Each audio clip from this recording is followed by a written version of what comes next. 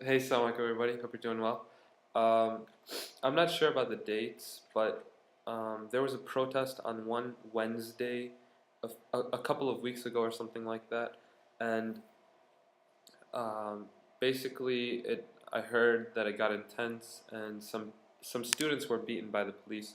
Now protests are illegal.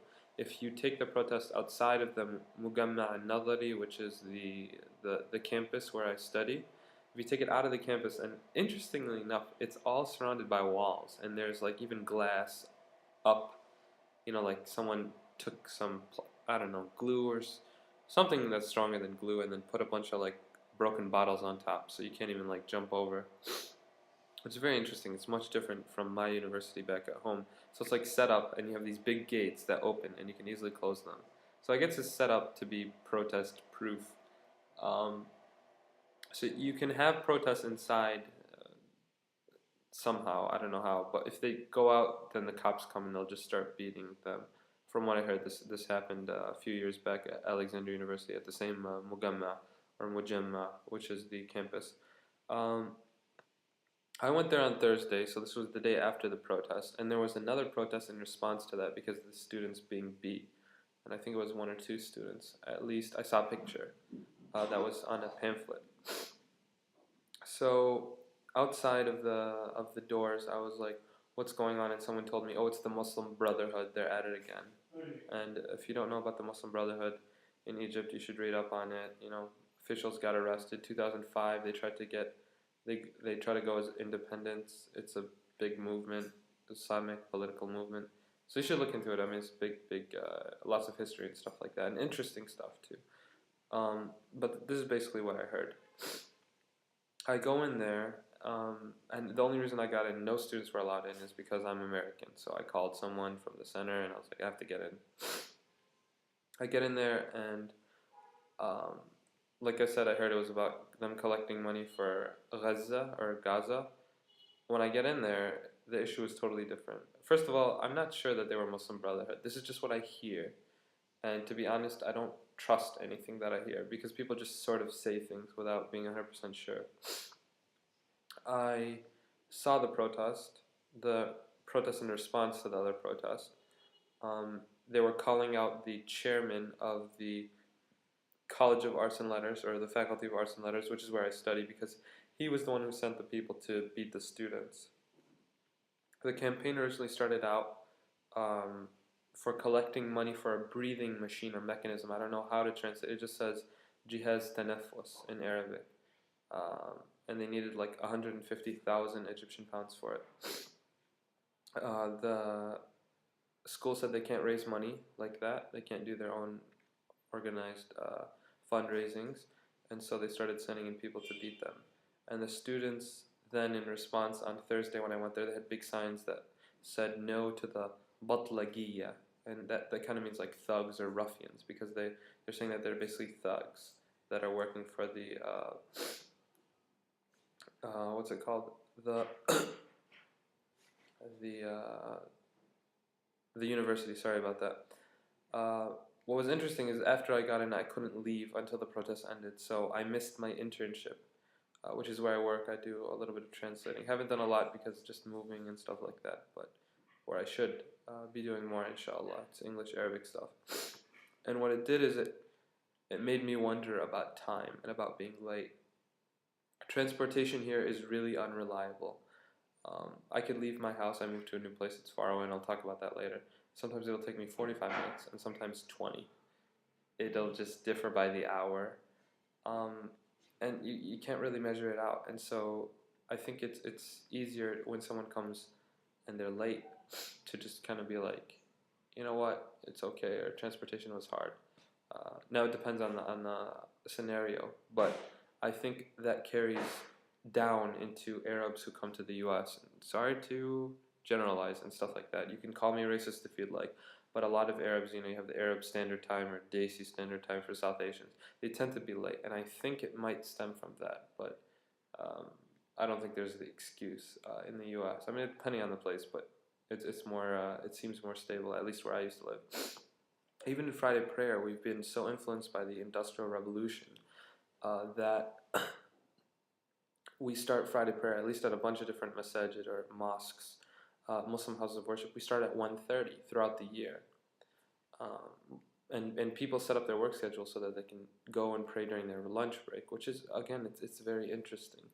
That doesn't happen here. It starts on time. Sometimes the speech will be 20 minutes. Sometimes it'll be an hour. You just go and you end. You're usually not working on Fridays, I guess. We went to Rashid. So that was just an interesting thing because I saw the protest. I stood there. The guy asked me to contribute money, but I didn't because I don't want to go to jail or be involved in something I'm not sure about. Now, we went to Rashid on a school trip for a day, which was really fun. I don't really go to these trips to see the artifacts and stuff. I go to meet people and talk to people, and I spoke to a bunch of interesting people on the trip. One of who, when he was telling me about these protests, was talking about how since 2005, there just have been a lot more protests by the Egyptians who are fed up with a certain political situation, and they're not going to just stand there and not do anything about it. It's interesting because you have this Barad guy who comes from the UN Atomic Energy Agency, and a lot of people want him to run for president. And people are responding. They're meeting him at the airport. They're being more open about criticism against Hosni Mubarak, the president. So I don't know. We may be on the verge of some big political change here. Anyways, I went to Rashid, which is a very interesting place. Sorry, I have allergies. Now the Nile after Cairo, it splits up like this, and on the western side, when it touches the Mediterranean, that place is called Rashid. It's not really a city; it's more of a little village. And because they built a dam over there, and as you know, the Nile it flows north, which is very weird.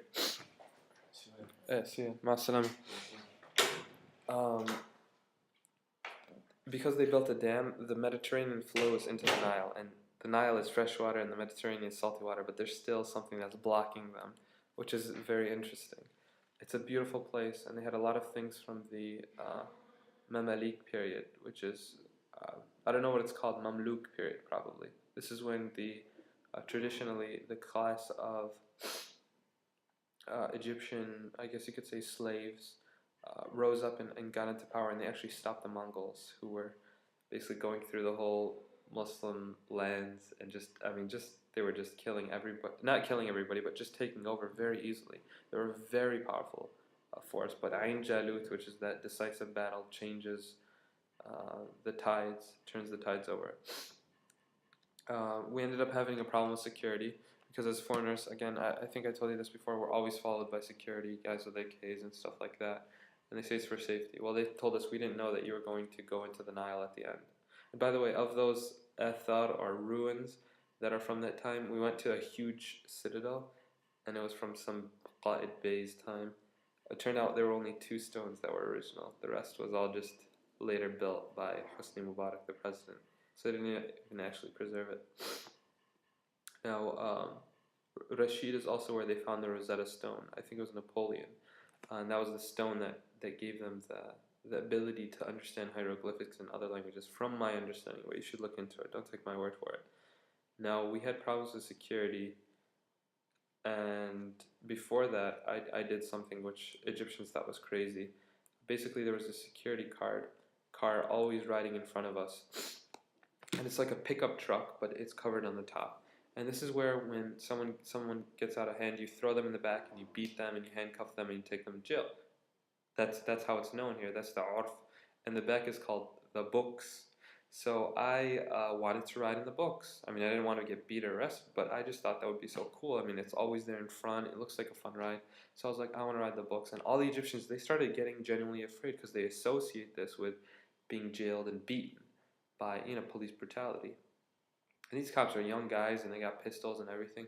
And I was like, I'm going to ride in the box. I put my mind to it. And when I put my mind to something, I want to do it. So I was like, what can I do to ride the box? And they're like, you got to break some laws, and we're never going to see you again. And so I was like, whatever. I just go up to the big general. I mean, this guy's a general. He's a Luat. Astaghfirullah, I forgot how to say it in Arabic right now. But he's a general. He's got the stars and everything. I go up to him.